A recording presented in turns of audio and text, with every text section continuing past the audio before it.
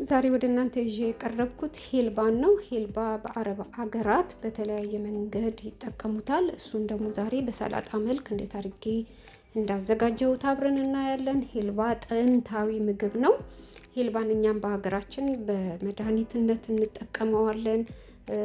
በምግብ ውስጥም እንደ ቅመም አድርገን ለረጅም ጊዜ በባህላዊው መንገድ በዘመናዊው መንገድ እየተጠቀምነው ነው እስካሁን ድረስ። ይሄን ግብዓት በመጠቀም ዛሬ ሰላጣን አዘጋጅቻለሁ።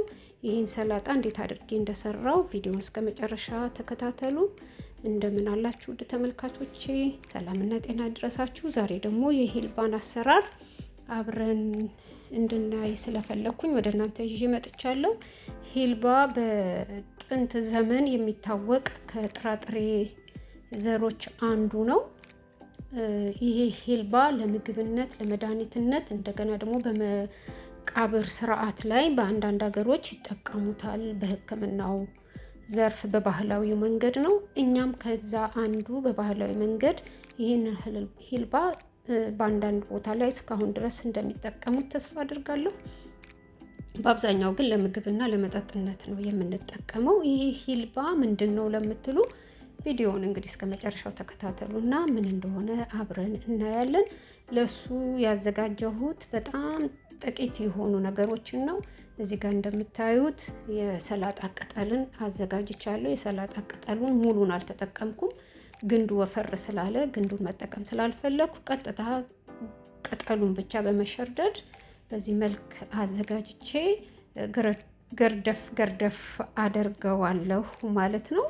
እንደዚህ እንደምታዩት ነው።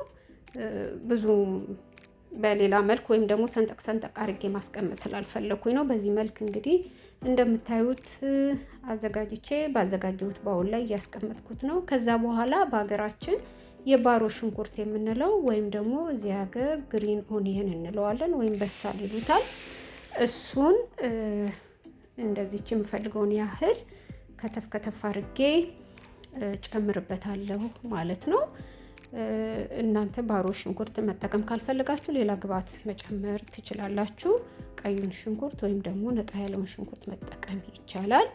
ከዛ እንደገና ደግሞ የጨመርኩት ምንድነው አንድ እዚሁ ሀገር የሚበቅል ኪውከምበር ወይም ኪያራ ብለን እንጠራዋለን። እኛ ሀገር ስሙ ምን እንደሆነ በእርግጥ ስለማላቅ ነው ይህንን ቃላት የተጠቀምኩት። ኪያራውን ዛሬ ከነቆዳው ነው የምከታተፈው። ትንሽ ከላዩ ላይ የማያስፈልገውን ነገር ገፈፍ አድርጌ በዚህ መልክ ከታትፌዋለሁ ማለት ነው። አንድ ኪያራ ነው የተጠቀምኩት። ከዛ በመቀጠል ሌላውን ግብዓት ያደረኩት ደግሞ ቲማቲም ነው። እንግዲህ ያው ቲማቲም እዚህ ሀገር የበቀለውን ነው፣ በሀገራችን በዚህ በዩኤኢ ማለት ነው። ከዛ የሆነውን ቲማቲም ተጠቅሜያለሁ። ሂልባ ምንድነው ንገሪን ለምትሉ ሰዎች ሂልባ አብሽ ነው።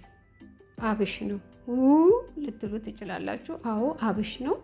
አብሹን በቆልት ተደርጎ በዚህ መልክ ይዘጋጃል። እዚህ ሀገር የተለመደ ነው። በዚህ መንገድ አድርገው ሰላጣ ይጠቀማሉ። አንዳንድ ቦታ ደግሞ በሾርባ መልክ ይጠቀማሉ። እንግዲህ እንደ ሰው ባህልና ልምድ ነው። በተለይ ህንዶች በተለያየ መንገድ ይጠቀሙታል። አረቦቹም እንደዛ ነው። እንግዲህ እኔ ደግሞ በአሰሪዎቼ ቤት ይሄንን በዚህ መልክ ነው እንግዲህ ሰርተን የተጠቀምነውና ለምን ይሄንን ለወገኖች ያላካፍልም በሚል ነው እኔም ስለምወደው ወደ እናንተ ይዤ የቀረብኩትና ሂልባ በቆልት የተደረገ ወይም ደግሞ አብቅለውት ወይም በቅሎ የሚሸጥ ነው። በገበያ ውስጥ በቀላሉ የምናገኘው የአብሽ በቆልት ነው። አብሽ ነው። አብሽ እንግዲህ በሀገራችን እንደምታውቁት እግር ሲሰበር እኔ ትዝ ይለኛል ልጅ ሆኜ በአብሽ እንደዚህ አስረው የተሰበረን እግር እንዲጠገን ሲያደርጉ በተለምዶ በባህላዊ መንገድ ይሄንን ሰምቻለሁኝ። ጨጓራ ለሚያማቸው እኔም አንድ ጊዜ እንዲህ ተጠቅሜያለሁኝ። ሌሎች ሰዎች ብቻ ሳይሆኑ ለተለያየ ነገር በሀገራችን በባህላዊ መንገድ አብሽን ብዙ ጊዜ እናዘወትራለን።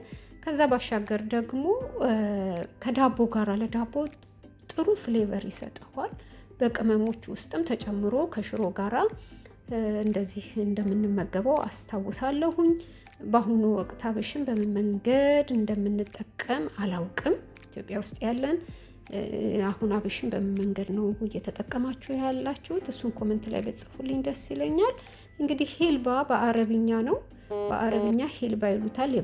በቆልቱን ሌላ ስም አለው፣ ግን ያው ሄልባ ብለን ብንል ባጭሩ ይቀላል ማለት ነው። እንግዲህ ለሱ ሰላጣውን እንዳያችሁ ቲማቲሙን ከከተፍኩ በኋላ ኦሊቭ ኦይል ወይም ዘይት አዘጋጅቻለሁ። ኪውመን፣ ከሙን፣ ቁንዶ በርበሬና ጨው አንድ ላይ ሎሚ በማድረግ እንዲህ መትቼ ወደ ግብአቱ አዋህደዋለሁ ማለት ነው። ግን ይህ አብሽ ከዚህ ውጪ ምን ጥቅም አለው ልትሉ ትችላላችሁ። በጣም የሚገርማችሁ ነገር አብሽ ምግብን ለማብላላት ለመፍጨት በጣም ይጠቅማል። ለምን? በውስጡ የተለያየ ፋይበር ስላለው፣ እንደገና ቫይታሚን ኤ፣ ቫይታሚን ሲ፣ ቫይታሚን ኬ ይዟል እና እንዲህ ቀላል አይምሰላችሁ። እኛ ግን ያው ሽታው ሲጠጣ ትንሽ ይረብሻል አይደል? ግን በዚህ መልክ ስለምን አንጠቀሙ? በዚህ መልክ ብንጠቀሙ ምንም አይነት ችግር የለውም። ያ ሁሉን ነገር በአንድ ጊዜ ከሌሎች ግብአቶች ጋር አድርገን ብዙ ፕሮቲን ፋይበሮችን እናገኛለን ማለት ነው። ይሄ ሄልባ ታዲያ ወይም ደግሞ አብሽ በሀገራችን የምንለው በቆልቱም ይሁን ያኛው ሁሉም ሰው ይመገበዋል ወይ የሚል ጥያቄ አእምሮ ውስጥ መጣና አይ ይሄንን አብሽ ወይም ደግሞ በቆልቱንም ቢሆን ሁሉም ሰው አይጠቀምም። ለምሳሌ የማይጠቀሙ ህፃናት ትንሽ ሊከብዳቸው ይችላል። ጋዝ ይፈጥራል። አለርጂክ ያለባቸው ሰዎች ይህንን መውሰድ የለባቸውም። እሱ ብቻ ደግሞ አይደለም፣ የደም ማቅጠኛ መድኃኒት የሚወስዱ ደም ግፊት ያለባቸው ሰዎች ቢወስዱት ይመረጣል። ነገር ግን ደማቸው ዝቅተኛ የሆነ የሂሞግሎቢን ችግር ያለባቸው ይሆን እንደሱ አይነት ሰዎች ይሄንን ነገር ባይጠቀሙት ይመከራል። አሁን እዚህ ጋር ስላሳየሁኝ በጣም ጥሩ እንደሆነ ጥቅሙን ተናግሬያለሁ። ግን በተጓዳኝ ደግሞ መውሰድ የሌለባቸው ሰዎች ስላሉ በምንመገብበት ጊዜ እነዚህን ነገሮች እንድናስታውስ አደራላለሁኝ። ከዛ እንግዲህ በዚህ መልክ ትንሽ ሩዝ ነበረኝና ምሳ ላይ ለምን አልበላውም ብዬ የነበረኝን ሩዝ አስቀድሞ የተዘጋጀ ስለነበረ ከዶሮ ከሪ ወይም ከዶሮ ወጥ ጋራ የኢትዮጵያው አይደለም እንዲሁ እንደ ነገሩ የተሰራ የዶሮ ወጥ ከሱ ጋራ በማድረግ አሳይድ ደግሞ ያን ሰላጣ አድርጌ እንግዲህ አዘጋጅቻለሁ ማለት ነው። ቀደም አድርጌ እንዳያችሁት ወይም ቀደም ሲል እንዳያችሁት ሾርባ አለኝ። ሾርባው ደግሞ የአሳ ሾርባ ነው። አሳ በጣም እወዳለሁ። አሳ እዚህ ሀገር ደግሞ በጣም ቀላል ስለሆነ ሁልጊዜ መብላት ብቻ ሳይሆን በሾርባ መልክ መጠቀም ይቻላል እና ሾርባውን እንግዲህ እንደምታዩት አሳ ውስጡ አለው። በዚህ መልክ አዘጋጅቼ ሾርባውን ከዛ በኋላ ደግሞ እነዚህን ሜንዲሽ አርጌ ተጠቅሜያለሁ ማለት ነው። እንግዲህ በቀላሉ እንደዚሁ ሰርተን መጠቀም እንችላለን ማለት ነው። እስቲ ስለ ሄልባ አሰራር በተለየ መንገድ የምታውቁት ካለ ቀምሳችሁ የተሰማችሁን ነገር እዚህ ሀገር ያላችሁ ወይም በተለያየ ዓለም ውስጥ ያላችሁ ከላይ በጠቀስኳቸው ሀገሮች ውስጥ ያላችሁም ሰዎች ብትሆኑ አስተያየታችሁን በኮመንት መስጫ ላይ ብታቀርቡልኝ ደስ ይለኛል። እንግዲህ የዛሬው ግብአት ይህንን ይመስላል። በሚቀጥለው ጊዜ ደግሞ እንደ እግዚአብሔር ፈቃድ በተለየ ግብአት ደግሞ እንገናኛለን።